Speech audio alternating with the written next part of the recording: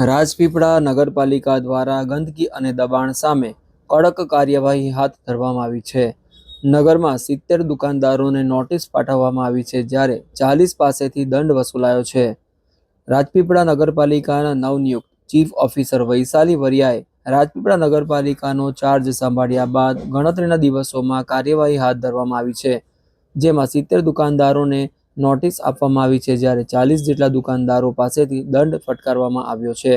રાજપીપળા શહેરના જાહેર રસ્તાઓ, ફૂટપાથ, ચોક અને સરકારી જગ્યાઓ પર ગેરકાયદેસર રીતે લારી ગલ્લા, કેબિન સ્ટોલ, પાટિયા, બોર્ડ અથવા માલ સામાન રાખીને દબાણ કરનારાઓ સામે પાલિકા દ્વારા પગલાં લેવામાં આવ્યા છે. આવા દબાણકર્તાઓને 5 દિવસનું અલ્ટિમેટમ આપવામાં આવ્યું છે. જો તેઓ સ્વયં દબાણ નહીં હટાવે તો પાલિકા દ્વારા દબાણ હટાવવાની કાર્યવાહી કરવામાં આવશે અને આ ખર્ચ દુકાનદાર પાસેથી વસૂલ કરવામાં આવશે તેવી પણ ચીમકી ઉચ્ચારાઈ છે. આદિત્ય કોમ્પ્લેક્સ સહિત આજુબાજુની દુકાનો અને મેડિકલ સ્ટોર સામે પણ કડક કાર્યવાહી હાથ ધરાઈ હતી.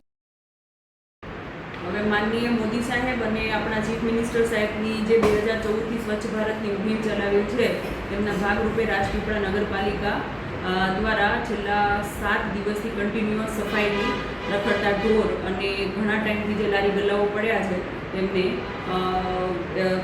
સાફ કરી અને નગરને સ્વચ્છ બનાવવા માટેનું અમે મિશન કરેલું છે. અને જેના ભાગરૂપે 70થી વધારે એવા લોકો જે ગંદકી ફેલાવે છે, જેમનું લેગેસી વેસ્ટ છે, તેમને નોટિસ ફાળવેલી છે અને 35થી વધુ પાસેથી દંડ ફટકારેલો છે.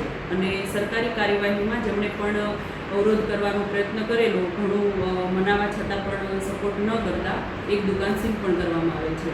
ખાસ કરીને જે રખડતા ઢોરો છે જેને પકડીને આપણે પાંજરામાં પૂરી જેનું માલિકની ખરાઈ કરવામાં આવે તો એની સામે પગલાં શું લેવામાં આવી શકે નગરપાલિકા દ્વારા? જી, નગરપાલિકા દ્વારા જાહેર નિવિદા પણ બહાર પાડેલી છે કે જેમાં 20 તારીખ સુધીનું 20 ઓગસ્ટ 2026 સુધીનું અલ્ટિમેટમ આપેલું છે. 20 ઓગસ્ટ પહેલાં જેમના પણ ઢોર જે રખડતા રસ્તા ઉપર છે તો એમને લઈ લેવા, બાકી ત્યાર પછીથી તેમને કલેક્ટ કરી અને પાંજરાપોળ મોકલી દેવામાં આવશે. અને આપ સૌને નમ્ર અરજ છે કે સ્વચ્છ ભારત મિશનમાં આપ સૌ જોડાઈએ અને રાજપીપળા નગરપાલિકાને સ્વચ્છ રાખીએ.